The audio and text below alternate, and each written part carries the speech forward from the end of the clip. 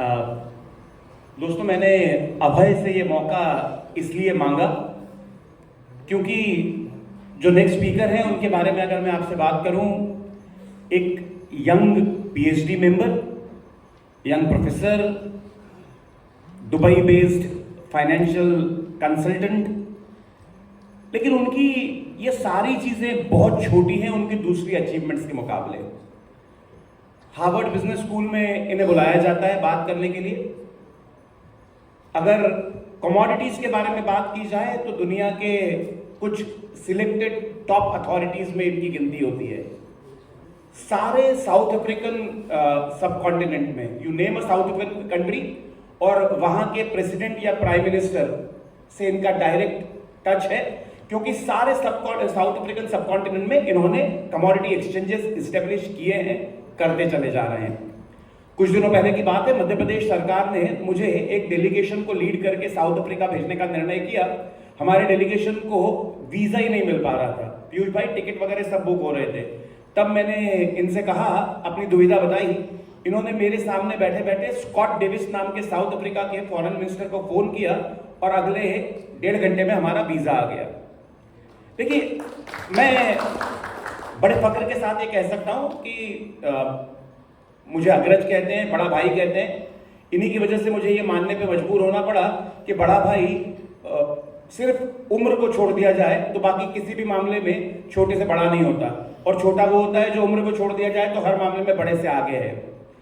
मैं यहां पर एक 1.5 मिनट की भूमिका आपके लिए सिर्फ इसलिए बताना चाहता हूं क्योंकि मैं आपको सबको सूचित करना चाहता हूं, बहुत ही अमेजिंग एक चीज आप सुनने वाले हैं जिसका टाइटल है जियोपॉलिटिक्स। देखिए, हम लोग सब फाइनेंशियल सर्विस प्रोफेशनल्स हैं और आमतौर पे हम जब भी जियोपॉलिटिक्स के बारे में सुनते हैं तो हमें ऐसा लगता है कि यार इससे मेरा क्या लेना देना।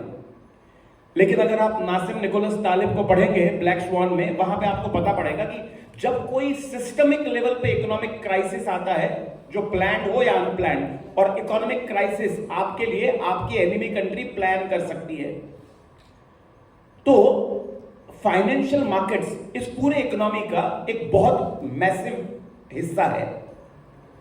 मैं चाहता हूं कि आप भरत के इस सेशन को जब सुने तो इसको किसी भी पॉलिटिकल विचारधारा से हट के सुनिएगा। नॉर्मली क्या होता है, जब भी हम जियोपॉलिटिक्स की बात करते हैं तो इसमें बड़े सिंपल से 2 स्ट्रेट फॉरवर्ड अभय ग्रुप्स बन जाते हैं। एक आदमी कहता है यार मैं प्रो नरेंद्र मोदी हूं, दूसरा आदमी कहता है मैं प्रो नरेंद्र मोदी नहीं हूं। देखिए, जियोपॉलिटिक्स आप तमाम लोग सुने, इस पर्सपेक्टिव से सुने, इस जियोपॉलिटिक्स का इंडियन इकोनॉमी पे और ग्लोबल इकोनॉमी पे क्या इंपैक्ट पड़ने वाला है। तो इसमें हर पॉलिटिकल पार्टी या उसका एक लीडर एक कैरेक्टर मात्र है। और यहां पे मैं आपको प्रॉमिस के साथ कह सकता हूं कि भरत जब भी आपसे बात करेंगे, मैंने भरत के इस सेशन को इतनी बार सुना है और हर बार जब इस सेशन को सुनता हूं तो मेरा दिमाग हिल जाता है, मैं अगले 3 दिन तक सो नहीं पाता। तब मैं आपको चाहता हूं कि आप मेरी भी पॉलिटिकल आइडियोलॉजीज, पॉलिटिकल एलिनेशंस बड़े बड़े स्पेसिफिक हैं, लेकिन अगले कुछ मिनट आप जिस अद्भुत कार्यक्रम का अनुभव करने वाले हैं, मेरा आपसे वादा है कि इस कार्यक्रम को सिंक इन होने में टाइम लगेगा, लेकिन किसी भी पॉलिटिकल चश्मे से इसको प्लीज मत देखिएगा। I am sure Bharat works for World Bank, he does not work for any country. If there are some country or global specific things that happen, he is invited to advise there on global perspective। तो एक ऐसे शख्स को जिसे Davos में जब world economic forum होता है तो बुलाया जाता है, I have the pleasure of presenting to you, ladies and gentlemen, another amazing friend of mine, one of the young stalwarts. Please put your hands together for Managing Director of Stalwart FinCon from Dubai, though originally from Indore, Dr. Professor Bharat Kulkarni.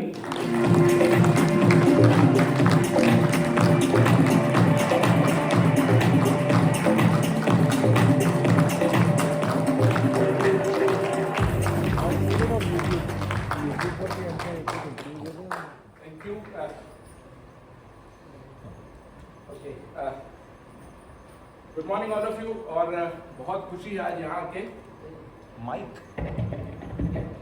और जब अंबर भाई का phone आया, थोड़ा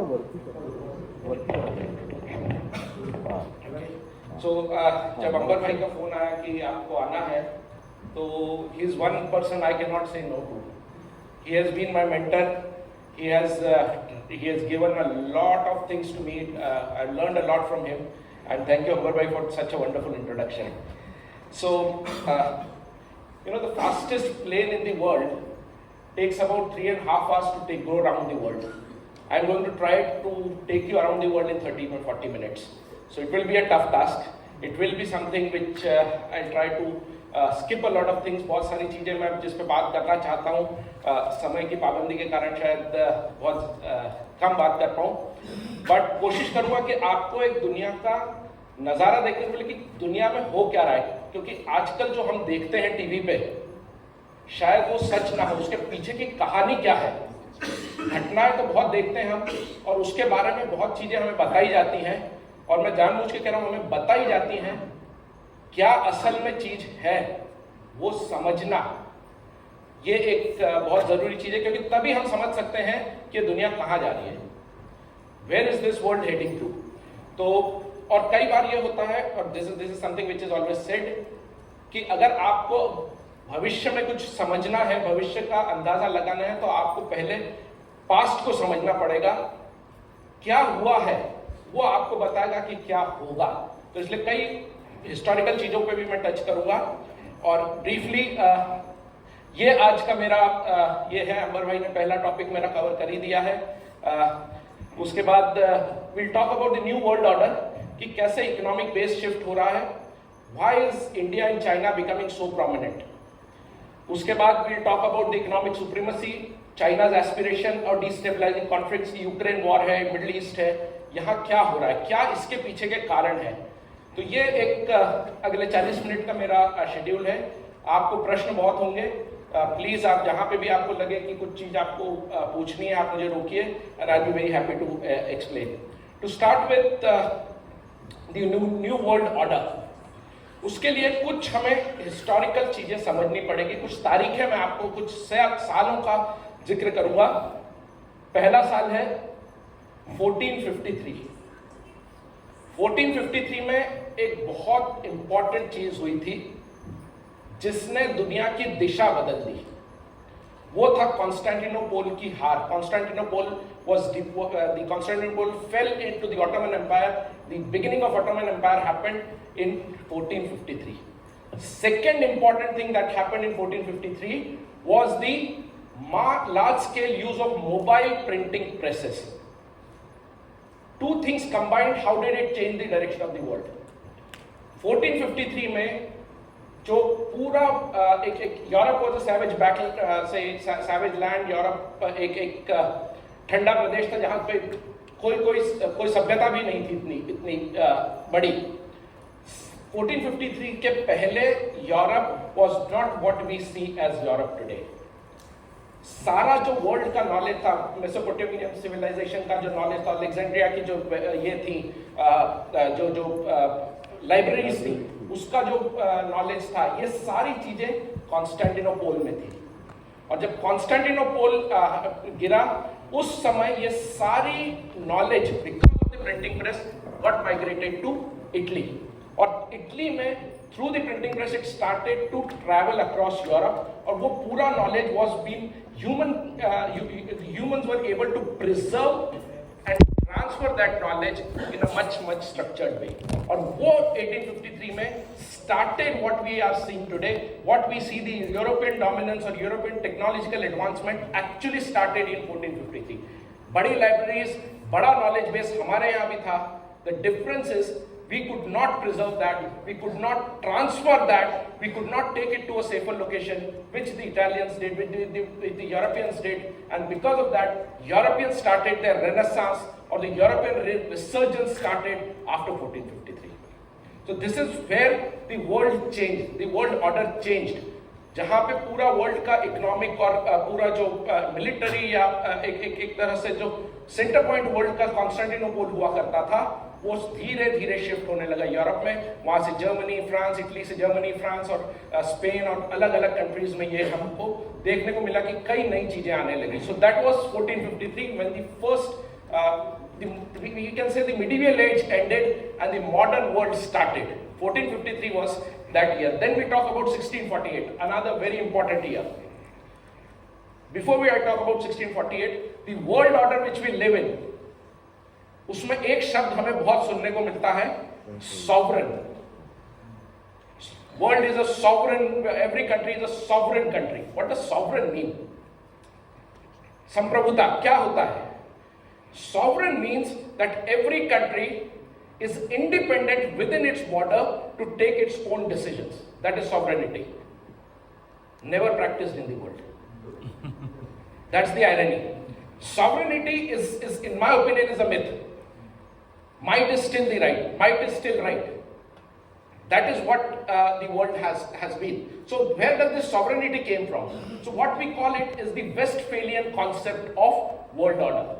Why Westphalian? Because Westphalia जो है, that was a small kingship in Germany, जहाँ पे फाइटिंग जो अलग अलग लड़ने वाले ग्रुप्स थे, the fighting groups got together and they decided that now let's restore peace, and that is what was agreed upon, that each country, no country would interfere in the internal matters of other countries, and that is what was defined as sovereignty, which before the Westphalian system came and after the Westphalian system came was never practiced. It was more for theoretical purposes, in my opinion. That's my personal opinion. So 1648 में we saw the Westphalian system coming in, and Westphalia Treaty, because of the Westphalian Treaty, the concept of nation state emerged. The countries are free, independent to take their own decisions. And that was the time when the Lord temporal became more powerful than Lord spiritual. उसके पहले churches का जो dominance था governance में वो बहुत ज्यादा होता था. Religious leaders were de facto runners or de facto kings of were running the kingdom. But after that, their power was curtailed and became a system where the temporal, the power, the king, the democratically elected government, they started to become powerful. Okay, so this is how the Westphalian system came. This again started a new era of development, because then every country started to protect its own system. The problem with this system is it says that every country is independent within its borders, but the borders are not cast in stone. We don't have fixed borders, and we have seen that thing during the First World War, the Second World War. We have seen recently in Ukraine and Russia. Borders themselves are not fixed, and because of that, the Westphalian system doesn't. It has become an anarchic system. Or anarchic system होने के साथ, the concept of might being right is still the underlying principle. If Russia gets into Ukraine, nobody is challenging Russia. America gave up. There was a discussion between the American diplomats. They said that Ukraine will not sustain for more than 6 weeks. So that is how the world looks at it. So nobody is ready to stop Russia. So that is what is the modern system of world order. What we have seen over these years is we have seen emergence of these transnational companies. We have seen emergence of the cross-border NGOs. All these things, the network of these transnational companies, the NGOs, the bureaucracy, all these things together work in destabilizing each other's country, and that is what is the failure of the Westphalian system. But that was something which started in 1648, and still we continue. Then came 1815. 1815 was another year जहाँ पे दुनिया की दिशा बदली. 1815 में जो powerful Nations थे उस समय का जो सबसे पावरफुल किंगडम था, Napoleon Bonaparte was defeated in Waterloo and Trafalgar, and then in Waterloo. And after that, the British became the most powerful, most powerful kingdom in the world. And that was when the world became unipolar with one major power in the world, and that was the Great Britain. They said that the sun never set in Great Britain, and that's what the power of Great Britain was. And it started in 1815. So उसका असर क्या हुआ कि बाकी जो countries थी, Portugal था, Spain था, फ्रांस था, नेदरलैंड्स था, they started to explore alternate ways and alternate lands. और उस समय Europe became a seafaring nation when expeditions were set to find out new locations. And that's how the world started to become one. Before that, if you look at the map before 1815, it was very different. And then we started to see more of colonization and everything started to happening after 1815 because there was one power and other powers also wanted to find their place. And that is what happened in 1815. For about 100 years after 1815, Britain remained powerful, Britain remained the leader of the world. It was a unipolar world which changed in 1915. It was a peaceful world that time. After 100 years, 1915, the First World War shuru hua. Then we started to have a disturbed world. And by 1945, when we ended with the Second World War, from 15 the 30-year period was a very, very difficult period for humankind. और उसके बाद 1945 में when the World War happened, all the major powers of the world had subsided, their dominance had gone down, and two new groups or two new powers had emerged. The USA, which was never that powerful before the First World War, or it never exerted its power before the Second World War, and the USSR, the Russian Federation. So ये दो power and world again became bipolar world. So 1945 was another year when the direction of the world was changed and we started to see bipolar world. Either you are with me or you are with my enemy. That's how India tried to be, say, the non-aligned movement, but really, ultimately we ended up having good relations with Russia and going to Russia for our security needs. So that was something that changed the world, and then we saw the Cold War. So few wars were fought, the hard war was fought, but more of the Cold War period happened. When NGOs, when the intelligence agencies, they started to play a role in each other's stability. So that is how it worked. And then finally, 1991 came, which is more modern time, when we saw the collapse of the Soviet Russia, and that made the world unipolar again. We had only one power in the world, that was USA, and USA became the global leader. Of course, after 1945, USA started to become a leader because of its currency, the dollar. We became a dollar world, and by 1991, it was firmly established. So that was 1991 when the world again changed from a bipolar nature to a unipolar nature. And then we came 21st century, where we are seeing resurgence of regional powers. The Pax Americana is collapsing. Pax Americana matlab America first, America is the supreme leader of the world. That concept is collapsing. कभी आपने सोचा है कि America हर बार इतनी लड़ाइयाँ Vietnam में गया, south Korea में गया, इराक में गया, अफगानिस्तान में गया, इतनी जगह अमेरिका ने लड़ाइयाँ क्यों लड़ी? What was the purpose of that? Why America forced its forces to die in a land which it had no relevance with? Because America is always the largest defense manufacturer. When you produce your defense equipments, you need to test them. And that is why America goes into war to test its equipment, test its assets, and then give a boost to its domestic defense industry, which then can be, internationally, they can be more profitable internationally. So that is the reason why America has become, but come in 21st century, America started to rise. 2008 में 2000 में the global decline happened, the global recession happened. After that, we started to see the decline of the 2008 came. 2008 was a very important time. It was the Barack Obama regime when China and America became friends. Rather, I would say not China and America, but Obama and China became friends.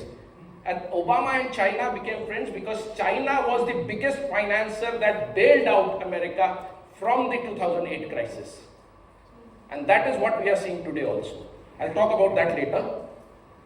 So now, by 21st century, the nation state system has started to fall. Emergence of TNC, the transnational companies that operate across the world, they are becoming their own governments. That is how we are looking at the world. Techno nations, Facebook, Twitter, we are connected to everybody in the world. So that is techno-nation and globalizing. These things have started to come. The network of economic, financial, technology institutions and NGOs. they are creating geopolitical strategies which are different than what they used to be. The biggest player in geopolitics today from America's side is USAID. I work for USAID and I do a lot of projects for USAID. USAID is a front, it is a donor agency, but it actually behind the scene works as a front for the CIA. And that's how, say, the NGOs, most of the NGOs, they fund NGOs to run a campaign. I'll tell you again an interesting story about WTO. 1991 में जब हम WTO में बहुत strongly argue कर रहे थे, and we were putting our foot down and saying we are not accepting your conditions, which is not in my interest. That was the time when WTO, there were the guys in WTO who funded NGOs in India to create anti-India say the government's anti-government opinion. They said, oh, what the government is talking about in WTO is absolutely rubbish. We should listen to what the world is saying and we should do that. And that is how NGOs are used to sabotage the efforts of the government to protect it. That's how they interfere within your internal systems. And that is something which is very common across the world that is happening. Shifting of economic epicenter has redefined the geopolitical balance. So that is, yeah. So that brings me to the next topic, which is fight for the economic supremacy. So this is where the shift in the economic power has happened. Say it was the say 900 to 31 BC Greece. Before that it was Egypt. We have all heard about the Egyptian civilization, which was this epicenter of the world. Then became the Greece. Then became the Roman. Then came that was the time when the China became very important through the Silk Route. And then came the Western Europe and America. So this is what has been the world global epicenters of economic activity.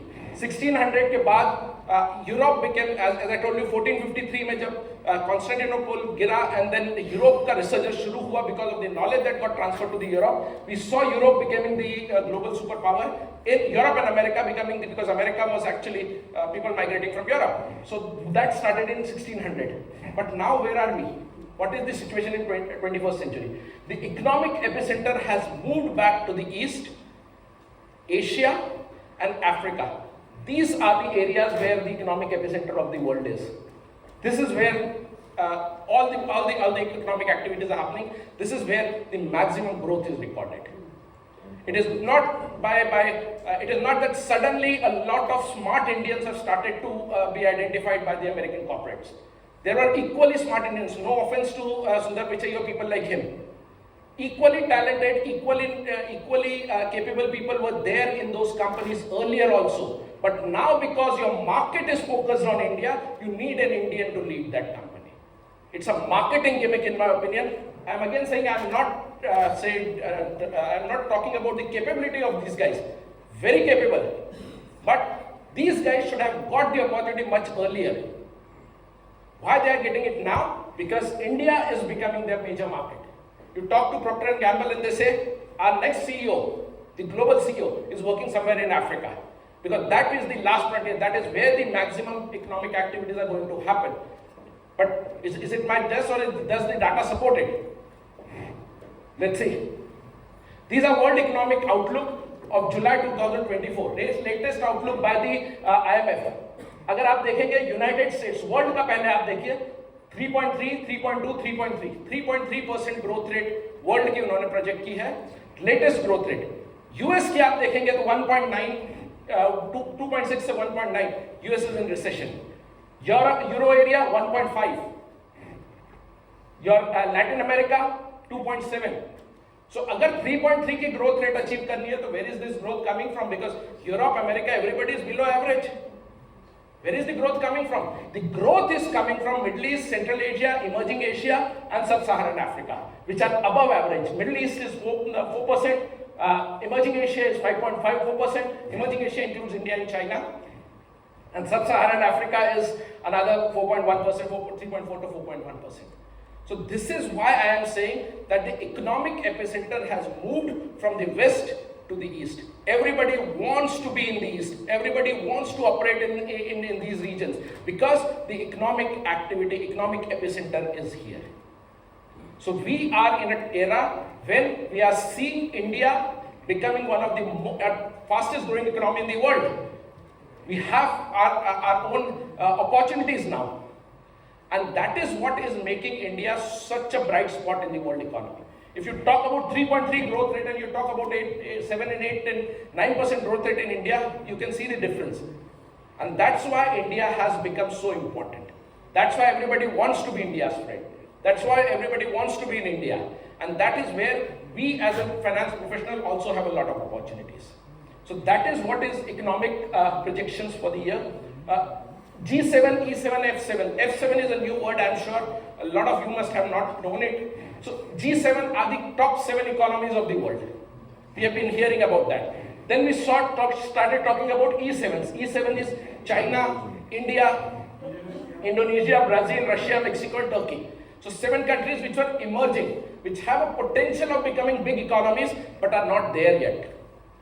So these are the E7s. So in 1995, E7 was half of G7. We were emerging. 2015, 20 years span, we are same as G7. So we have achieved the same status, same economic activity, same economic level as G7s in just 20 years. 2014, another 15 years, we would be double the size of G7. That makes the G7 nervous, and that makes the world nervous about Asia. Because most of these are, where are India, China, Indonesia, Russia, Mexico, Latin America, Turkey. These are Turkey is again halfway into Asia. Mexico and Brazil are Latin America. Russia again, Central Asia you can call it. So that is where the majority of activities are. And then what are we talking about? F7. So this is how it should look like actually. If every year, based on the economic performance, if you rank G7s, this is how it would look. In 1990 it was Russia, Japan, Germany, Italy, China, France, Brazil. In 2020 it would be China, USA, India, Japan, Germany, Russia, and Indonesia. And then 2029 you would see more or less the same order. You would see Indonesia going up, say to the 5th spot. This is how the world is changing. This is how the G7 should actually look like. It should not be a birthright for America or Italy or say Germany to be there. If you are not performing, you should be out. So that is how it is. And these are the F7s. F7s are frontier markets which have potential of becoming emerging markets and eventually becoming the top performing economies. So they are Colombia, Peru, Bangladesh, and you can see what is happening in the world. Keep an eye on these numbers. Nigeria, internal conflicts. There are a lot of things done by international agencies to destabilize Nigeria. Morocco, Philippines, Vietnam, Bangladesh, everywhere these F7s are not allowed to really explore their economic opportunity. And that is what is geopolitics. Persilis said that even if you are not interested in politics, politics is interested in you. Because of which we have to understand what is happening globally. So a lot of things that are happening today are because of this reason. Okay? So second thing comes which we'll talk about is the path of the dragon, the China's aspiration. You cannot talk about geopolitics without talking about China. China, the economists call them as the new colonists. They have a very interesting system. I'll give you loan. I'll give you what you want. You want hospital, I'll give you. You want, say, road, I will give you. You want whatever I would give you. But that would be a loan to you. And I know you cannot pay back the loan. So हमारे पुराने ज़माने में कई ऐसे Marwari, not Marwari, but money lenders हुआ करते थे. Please don't take me wrong. Money lenders हुआ करते थे, महाजन हुआ करते थे, जो आपको पैसा देते थे, उनको मालूम है कि आप ब्याज नहीं भर पाएंगे. पठानी ब्याज बोलते थे. ये वही है. China is that only. They know that country cannot repay, and then what they do? They take away your assets. आपके घर की गाय ले जाएंगे, आपका खेत ले जाएंगे, आपका घर ले जाएंगे. Knowing when they give the loan, they know that I am actually going to acquire that asset, and that is what China is doing. That is what is making China so difficult. अभी why लोग loan क्यों लेंगे? लोग उनके ऐसे ब्याज ऐसे महाजनों के पास क्यों जाते थे? क्योंकि बैंक उनको लोन नहीं देता था. Similarly, World Bank will not give you loan. These countries, तो आप जाओगे, this is something which one of the person from African Union told me. I worked for UN earlier, United Nations के लिए मैंने काम किया है. इथियोपिया में बेस्ड था. इथियोपिया में अफ्रीकन यूनियन का भी हेडक्वार्टर है. सो काफ़ी मुलाकातें होती थी. तो मैंने उनसे पूछा, मैंने कहा आप यू नो कि Chinese loan is not good for you, तो आप क्यों लोन लेते? बोले हम we don't have a choice.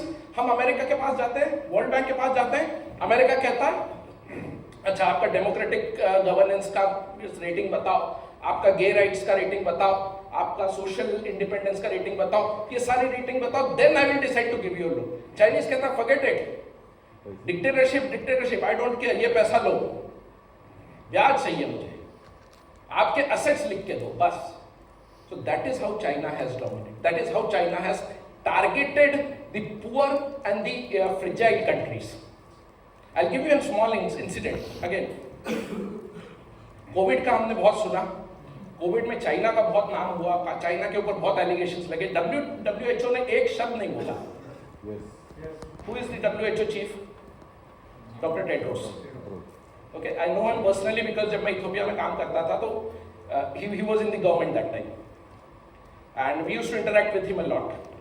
So I know him. I don't know if you remember me now or not, but उस समय काफी हम साथ में काम किया हमने. डॉक्टर टेड्रोस एक महीना चाइना में रहे थे. क्यों? बिकॉज चाइना में जब उनका एक बहुत बड़ा डैम है, आप गूगल करेंगे आपको पता पड़ेगा, रेनेसांस, एक इथोपियन रेनेसांस डैम उन्होंने नाम रखा है, जो नाइल नदी पे बना. नाइल रिवर जो है that originates from two sources, one is in Ethiopia, another is in say Uganda, और वो जाके खार्तूम में मिलती है and then it flows into Egypt. That is how the Nile is. So Nile को उन्होंने, नाइल के ऊपर जो ब्लू नाइल है उसके ऊपर उन्होंने डैम बनाने का सोचा. It was huge investment. They went to the World bank.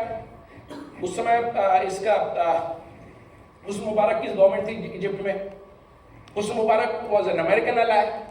उसने बराक ओबामा को फोन किया, this should not happen. Barack Obama called up the American the president of the World Bank, this should not happen. Loan refused. Ethiopian said any come what में हम तो ये dam बनाएंगे. So they started taking money, they started taking donation from the local people. हर आदमी को compulsorily अपने एक महीने की सैलरी कंट्रीब्यूट करनी थी. Everything happened. Then Dr. Tedros went to China. China में रहे एक महीने. उन्होंने डील नेगोशिएट की चाइना से. चाइना ने कहा हम आपको सारा इक्विपमेंट देंगे, डैम हम बना के देंगे. And then that dam was built. The work started. And then the World Bank realized कि ये तो इथियोपिया अपने हाथ से निकल जाएगा. एक मेजर अला है, सुडान में वॉर चल रहा है, इथियोपिया इज द बेस, ये हमको चाहिए. Then the World Bank came, they also gave the loan, and that was the story. So Dr. Tedros was the person who negotiated with China to get the loan for Ethiopia. And that is, and this I don't have any evidence to prove it, but that is my hunch that it was a payback time when he became the WHO chief. So this is how world politics works. Okay, so this is what China is. What is China's idea?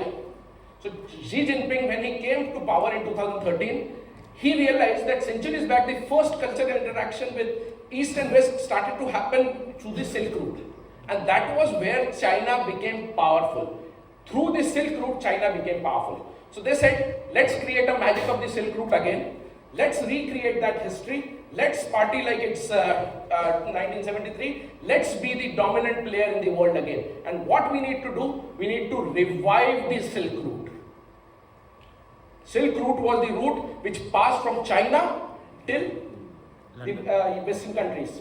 So that was the idea which Xi Jinping brought in 2013. और उसके साथ उन्होंने एक काम शुरू किया which they call it as the BRI, Belt and Road Initiative. So Belt and Road Initiative is a new economic corridor. Chinese are confused people. तो जो road है उसको वो belt कहते हैं और जो sea routes हैं उसको वो road कहते हैं.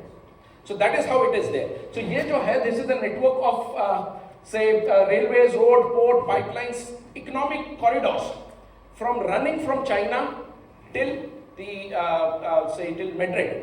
पूरा वो बनाने का उनका ये था. कितना इन्वेस्टमेंट होगा? Nobody knows. Estimate says that they have already invested 900 billion.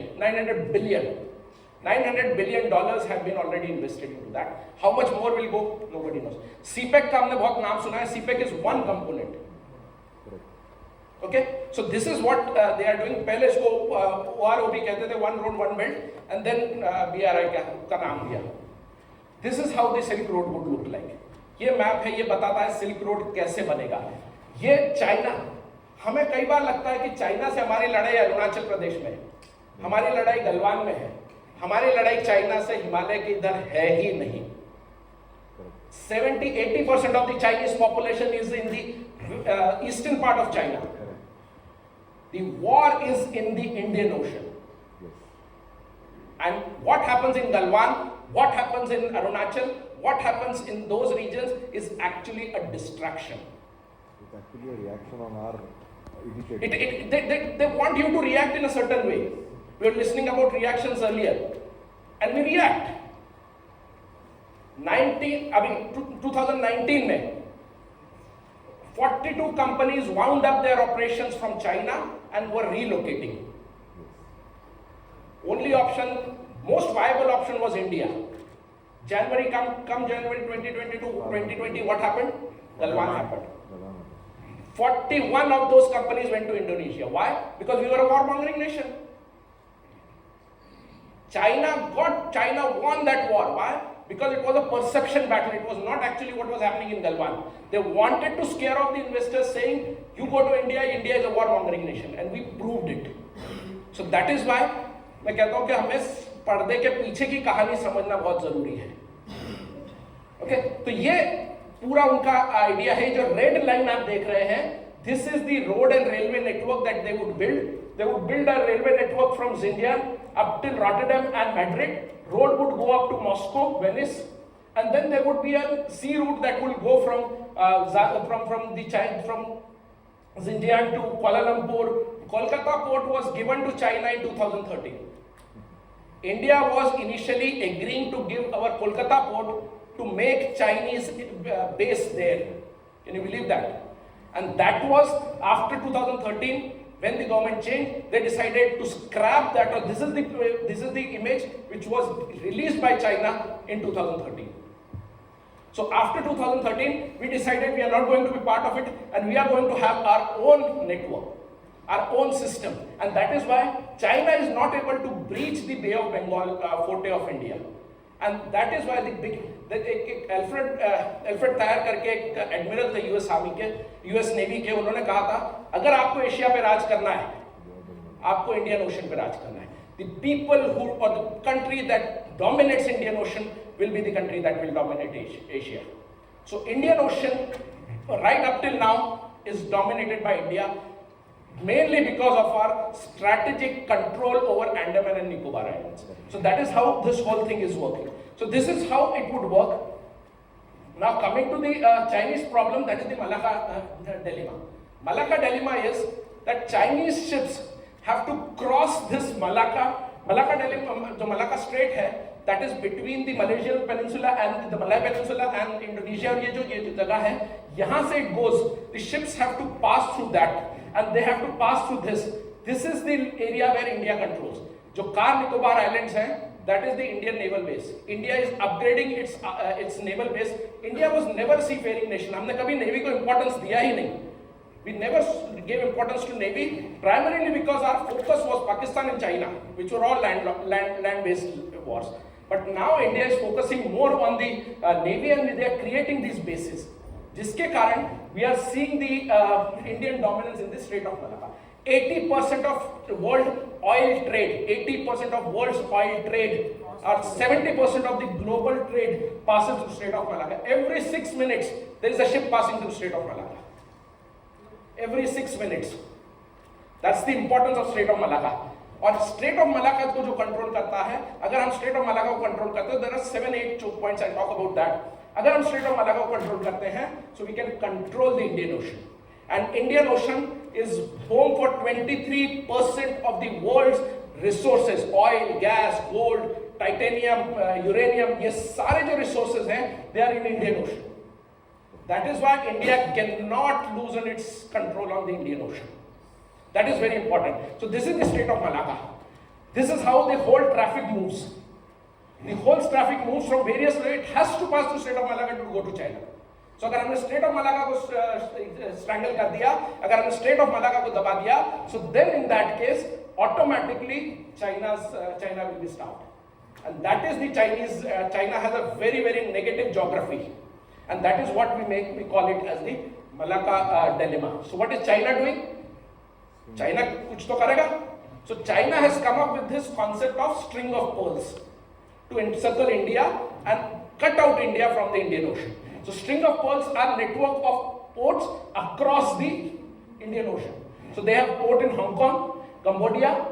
Now they will have a port in Bangladesh. Myanmar they already have. Sri Lanka, Hambantota they already have. Maldives they have already got it. And then Gwadar in Pakistan. Djibouti they have already got it. So this is how they have actually encircled India. So that is what is the string of pearls. What we are doing? We are trying to dominate China by creating a strategy called as diamond necklace, where we are also creating ports and networks around China. So that, yes, I'll come to that. So before that, let's understand the South China Sea concept. South China Sea का हमने बहुत सुना है, क्या हो रहा है, क्या वहाँ पे चल रहा है. So ये अलग-अलग islands हैं, छोटे-छोटे islands हैं, natural islands हैं, very small. So these are the Spratly Islands and the Paracel Islands. ये जो है ये बीच में है तो एशियन कंट्री, एशियन कंट्रीज के, वियतनाम, मलेशिया, इंडोनेशिया, फिलीपींस आपका चाइना से है, लेकिन ये वियतनाम आपका मलेशिया, इंडोनेशिया, फिलीपींस इसके बीच में है. The international law says 200 nautical miles from your port, from your shore is your exclusive economic zone. So ये जो islands हैं, they come under the exclusive economic zones of Philippines and Malaysia. But China is asserting on its position on it. So China ने एक 1909 का एक map कोई निकाला है और उसमें उन्होंने ये रेड जो ये है इसको चाइना कहता है 9 dash lines. These 9 dash lines they say is the line which is our border, which is against the UN. The International Court of Justice in Hague has already determined that this line is not acceptable. लेकिन ये because they claim it to be within their economic zone, they are asserting their military power to control those islands. और वहाँ पे सारी लड़ाई है अभी. ये ऐसा दिखता था पहले जब ये islands चाइना ने टेक ओवर किए थे. This is how the islands would look like. This is how they have made it. They have made the islands into a military base with proper airstrips, with proper ports, proper fueling facility, everything is there. So this is what they have made there. And this is what is the bone of contention. This is a closer look of it. कि आप देख सकते हैं कि इस पे factories हैं, इस पे आपके ये ट्रक्स खड़े हैं, they are creating ports, यहाँ पे deep sea port बना रहे हैं, airstrip बना रहे हैं, everything they are creating. So they are militarizing these islands. And that is a security threat that they are asserting their dominance in the South China Sea. And that is what is the problem, and that is what the Quad is made for. So Quad is actually going to check China's assertion on these islands. Because China, if South China Sea is controlled by China, then they will very easily come into the Indian Ocean. And Indian Ocean is something which the Quad cannot allow China to dominate. So what is Xi Jinping's grand plan? He wants to stake claim on global leadership. China becomes the global leader. Pax Americana is falling. America is not that influential now. So they want to control the global leadership role. They want to give new life to China's slowing economy. China mein economic slowdown is a reality. So that is, they don't give you that information, but it is a reality. And that is why they want to go to locations where they can get cheap labor, cheap manufacturing. Then invest huge USD reserve profitably, क्योंकि इन्होंने इतना ज़्यादा investment किया था US में 2008 में Barack Obama के time में, in which this is my suspicion that Barack Obama also had some tacit understanding. That is why when Joe Biden came, it's not a Joe Biden government, it's Barack Obama government. Barack Obama is actually running the American government right now. When Joe Biden came, suddenly the enemy number one of America was Russia, not China. Correct. Yes. And that is because they are tacitly working. What is happening in Bangladesh is actually CIA and the Chinese working together. Americans abandoned the Myanmar after Joe Biden came. Correct. So the reason is they have a tacit understanding. They want to give China their own way. And Barack Obama actually allowed China to send cheaper imports to America. So that is what is one that was the beginning. If Democrats come back into power, it will continue. And then bring the Xinjiang and Tibet into peace, because then there would be a lot of economic activities and peace would prevail. So that is what, now we come to the dominance in Indian Ocean. This is the world shipping route. This is how the world shipping happens. And you can see the biggest, the most busiest shipping route is that one passes through the Strait of Malacca, which I was talking about. These are the choke points I spoke about. So there are 7 choke points in the Indian Ocean. If you choke these choke points, the whole world trade will stop. These are the Suez Canal, Strait of Hormuz, Bab el-Mandeb, then you have the Strait of Malacca, the Sunda and Lombok. So these are 6, and then the 7th one is here, which is they call it the Madagascar corridor. Now these are the locations where majority of Chinese trade happens. What India has done, these are the places where India has built its own port, and India controls its port. We have a port at the mouth of the Strait of Malacca in Malaysia. We have a port in Sri Lanka. We have a port in the Chabar port in Iran. We have a new port coming up in Oman. We have a port in Dar es Salaam. Now, we means India. And who does, after 1991, Indian companies do not actually, government doesn't operate the port. Who operates the port? Adani. So you know why Hindenburg is happening. So Hindenburg actually wants now to bring down Adani, because Adani is actually controlling 7 of these ports. So and Adani has got permission to use those ports for military purposes as well of India. So Indian Navy can actually use those ports and choke the Chinese trade at any point of time. How do you actually bring down that? You bring it down by bringing down Adani. You cannot bring him down in like that. So you create situations. Who is helping you? CIA. That's why I'm saying this is a hand-in-glove activity. George Soros. So this is what is happening in the world. This is, we always say that Hindenburg wanted to short and earn profit out of it, or it's the American. It's not that. It's this Indian Ocean, 23% of the world's resources that everybody is looking at. America wants to dominate it. If India becomes stronger, Indian Navy becomes stronger, Indian ports become stronger, then they would not have a say in the Indian Ocean. So I'll give you a small story.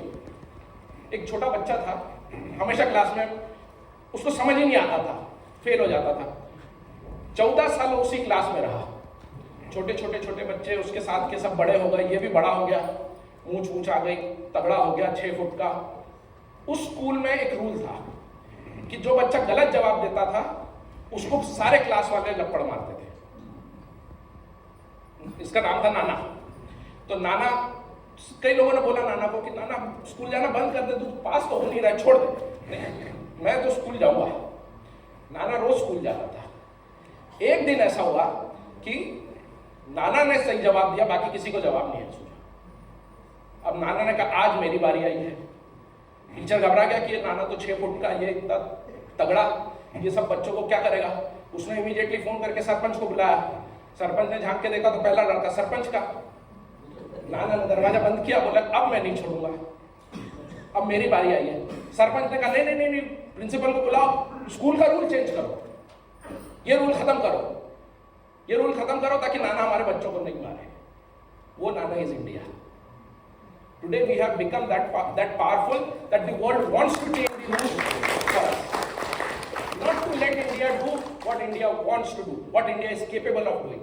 And that is what is happening in the world right now. So that is where this game is being played. That is why the Indian Ocean dominance is so important. So will the Dragon Age come? Investment कहाँ से आएगा? This nobody knows. 900 million they have already invested. बाकी पैसा कहाँ से आएगा? Nobody knows. Will the countries compromise on sovereign integrity? We have started to see countries refusing Chinese investments. That is something which is visible. So, yes. So, कुछ साल पहले हम सोचते थे कि मोदी जी क्या है, ये प्लेन में बैठ के कभी मंगोलिया जा रहे हैं, कभी बांग्लादेश जा रहे हैं, कभी इधर जा रहे हैं। that was a part of a strategy. Lalit Mansingh करके इंडिया के फॉरेन सेक्रेटरी थे, उन्होंने पॉलिसी बनाई थी कि India should actually encircle China through they called it the diamond necklace, और उसके through they were doing. So all these countries which Modi visited, if you actually put it on the map, you would see that how India has encircled China. Maldives has come back. Maldives is again coming back to India. Yeah. So we have already won back Maldives. The whole idea is to breach the. America wants to keep a fleet in Indian Ocean, Yes. in Bay of Bengal. We refuse. China wants to do that. So everybody wants to actually get into that. And that is what Russia, Japan and India are not allowing to happen. Russia will not allow China to become powerful because Russia wants to stake its own claim on the global leadership role. CPEC has failed, everybody knows. Omar was also failed. Lesson from Zambia, Uganda and Sri Lanka have told us, yes, Sir, but Russia and China are getting very close now. No, that's it is the good thing and the bad thing about geopolitics is there is no permanent friend, no permanent enemy. So as long as Russia is getting weaponry from China, they are friends. But Russia will not allow China to become its boss. That is what they think. in fact Russia and China also have border disputes. They have border They have dispute. border disputes. They are not in good terms. No, they're not in So good terms. once this war is over, They will come back to it. things would be different. So war in Ukraine has almost killed the BRI aspirations because nobody is going to invest into those countries. So all that thing has meant that BRI is a serious, in my opinion, it has already started to be a failure. So that is something which nobody would allow the China to do. Last 3-4 years, China has gained some momentum because of America's support, but then this is not going to continue. Now, we'll talk about the destabilizing conflicts, which is the Russia-Ukraine conflict. Why this war is happening? ये लड़ाई क्यों है? There is a saying.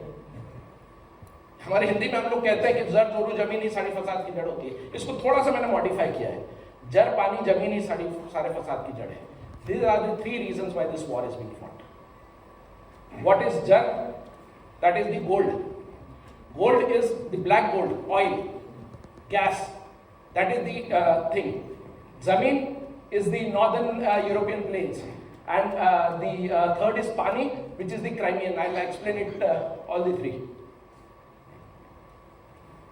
So this is the Ukraine, ये Russia Ukraine का map, मतलब Russia Ukraine का map है Poland के पास. ये Carpathian mountains are the mountain range and the Black Sea. इसके बीच में से एक छोटी जगह है जहां से if all the European expeditions and attacks and aggressions in Russia have come through this European plain. It is a funnel, they call it as the funnel, कि वो आगे जाके बड़ा हो जाता है. So it is very difficult for Russia to defend itself on the plain lands like Lithuania, Latvia, ये Belarus is already Russian है. So इस एरिया में डिफेंड करना बहुत मुश्किल है. And with Ukraine becoming a NATO ally, the whole NATO would have actually entered on the mouth of the funnel, which they would have not allowed, which they would never allow to happen. So that is why, this is the reason why they are trying to push back NATO and keep NATO in this corridor where they can defend. So that if any aggression happens, they can catch them between this small strait, small way, small path, and block the entry to the larger plains into the close to Russia. If once this Ukraine war is over, और आप इसको ध्यान रखिएगा, अगले 3 से 4 सालों में एक बार ये यूक्रेन रशिया की लड़ाई खत्म होने के बाद अगले 3 से 4 सालों में लिथुआनिया, लाटविया और Estonia are the targets of Russia for sure, because that will complete the whole barricade for Russia. Buffer point. Buffer point हो जाएगा. So they'll push everybody back, and then the only way for NATO to enter into Russia would be this. So that is the land part of it. That is why this war is being fought. Second is the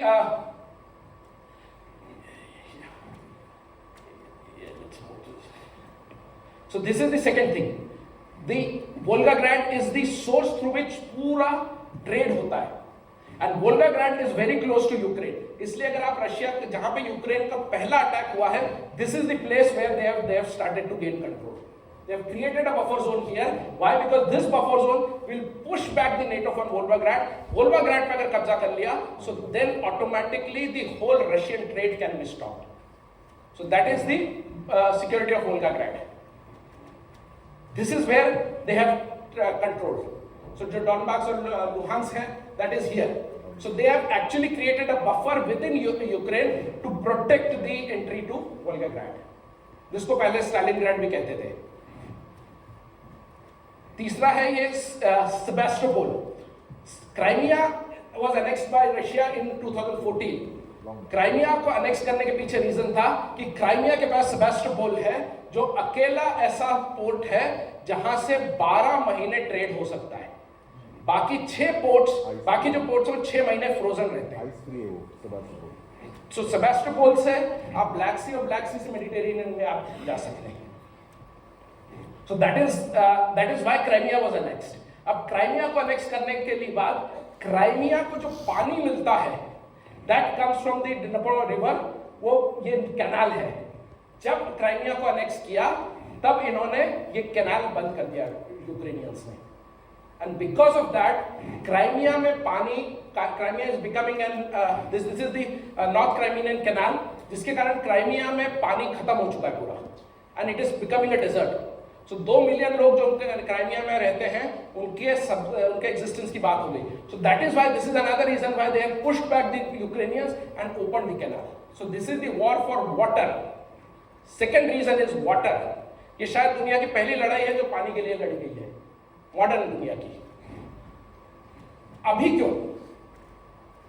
तीसरा एक reason है कि जो पूरी Europe, जो pipelines जाती हैं Europe में, वो यूक्रेन के थ्रू जाती है. 2.5 साल हो गए लड़ाई को, ना यूक्रेन ने उस पाइपलाइन को बंद किया, ना रशिया ने बंद किया. बिकॉज यूक्रेन जिस दिन बंद करेगा वेस्टर्न कंट्रीज उसको पैसा देना बंद कर देगी. सो उस पाइपलाइन के through Russia still selling gas and oil to Europe. और बाकी कोई उससे रशिया से नहीं खरीदेगा, हम खरीदेंगे.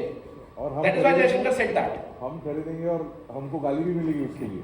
That is the problem. We are the number 10 in imports. What Jayशंकर said ना, how much whatever they buy in one afternoon we buy in 6 months. 6 months. So Correct. Europe पहले बंद करे. So that is the third thing. अभी why now? Russia is facing a negative growth in population. और negative growth in population आप देखेंगे 2022 में ये सबसे नीचे चली गई थी. So they realize कि हर साल लड़ने के लिए लोग हमें कम मिलेंगे. अगर हम इस लड़ाई को पोस्टपोन करेंगे तो और हम कमजोर होंगे. And that is why they are pushing. This is the natural, this is the population. Russia की पॉपुलेशन डिक्लाइन में है, इमिग्रेशन के थ्रू वो मेंटेन्ड है, but natural growth of population is negative. और उसके कारण this was the highest peace time reduction in the natural in the population. और उसके कारण हर साल और बुढ़े लोग आपको मिलेंगे लड़ने के लिए, नए लोग आपको नहीं मिलेंगे, which means that the war becomes more and more difficult. That is why Russia has started the war today.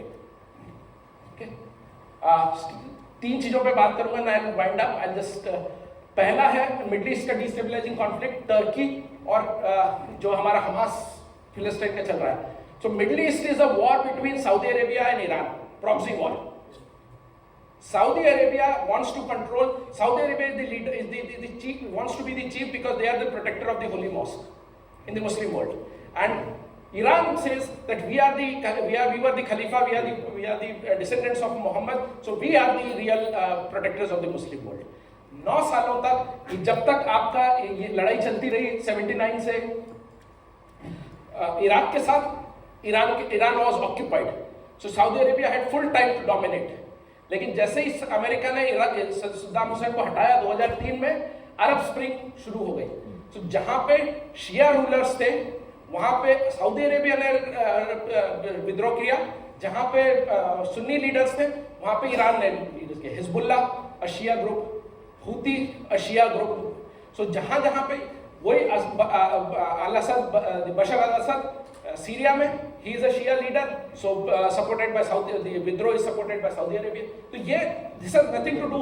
The first time ये बदला या ये चेंज हुआ वो था जब हमास को ईरान ने सपोर्ट किया. Because Hamas is a typically Sunni organization and Iran is never supporting a Sunni organization. But why did they do so? That is very interesting to know. So this is how this thing happened.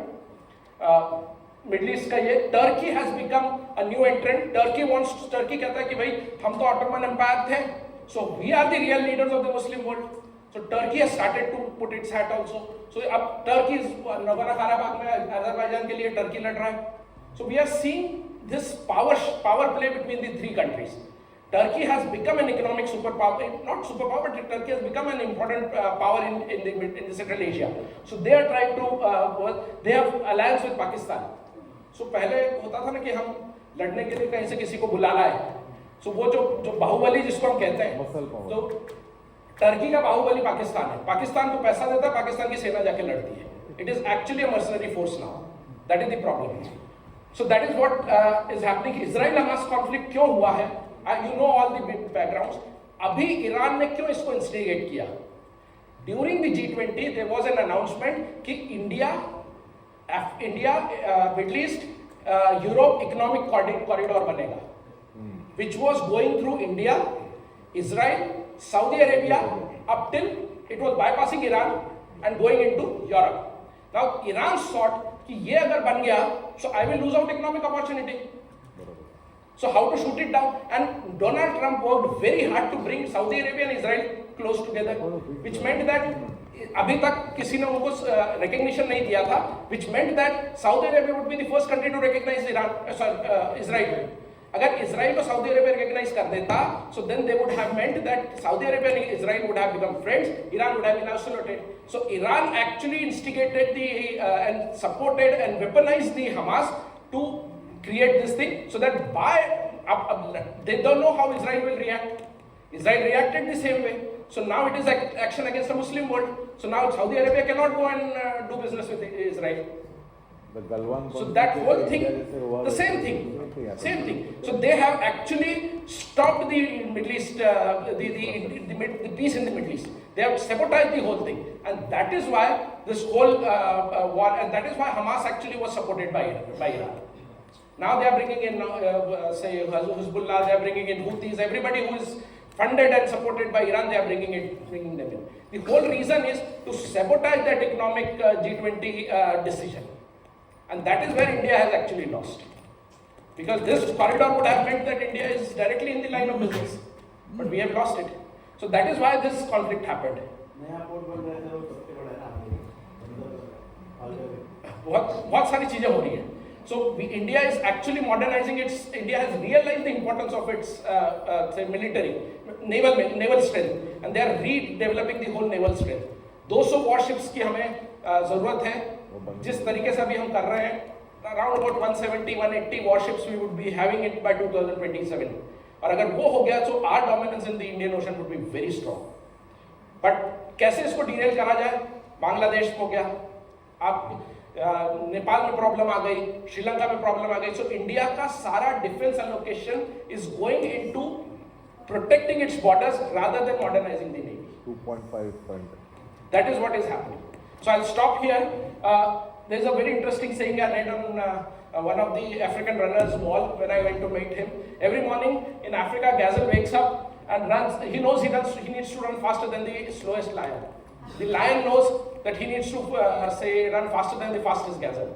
It doesn't matter you are a lion or a gazelle. If the sun is up, you need to be running. So with that, I'll stop here. Thank you very much. I hope I was able to finish it in time. Thank you. It's a very vast subject, very difficult to cover within 40-45 minutes. But I hope that I am able to. Are you going to stay here? Yes, I'll be. Chalo. It So, will be an evening.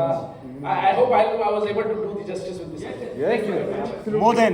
We would love to hear you more. Thank you very much, sir, for giving us knowledge about new subject, geopolitics and बोला all. सही था. For India and global countries. So now I request Mr. Vivek Samant to please come on dais and hand over a token of love from LRT to Professor Dr. Bharat Kulkarni.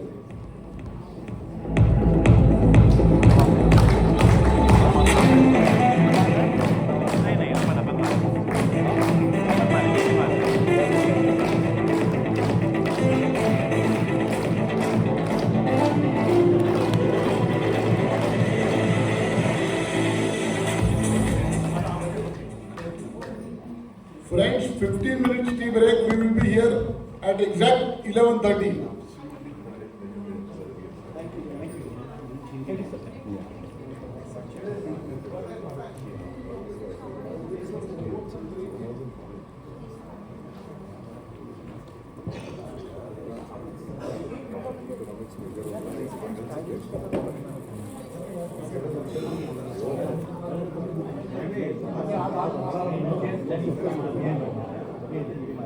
साढ़े 4 बजे बाद एक session रखो ना। बोलो sir, organisers को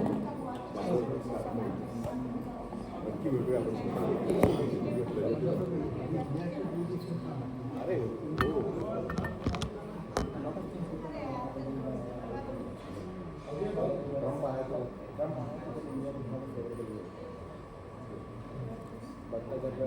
Democrats वापस आ गए। हाँ हमको स्टार्टिंग से मैं शेयर कर दूँगा क्या फर्स्ट वीडियो चलेगा ना।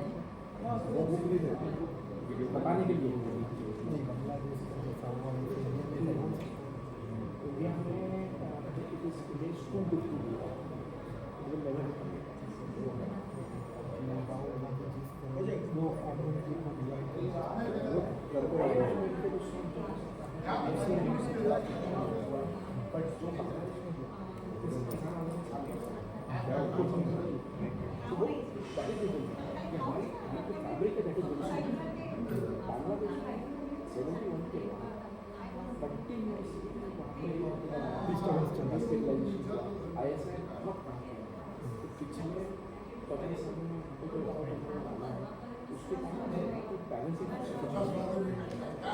majority is actually trained. यहाँ पे वो नहीं, वो डेफिनेशन देखा है। मगर अभी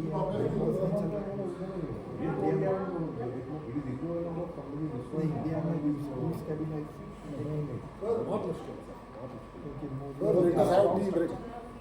मोदी जी का जो आज है मैंने इसलिए वो पकड़ के साथ को बैठे कहकर रखो ना सर। 4:30 बजे बाद हाँ हाँ 4:30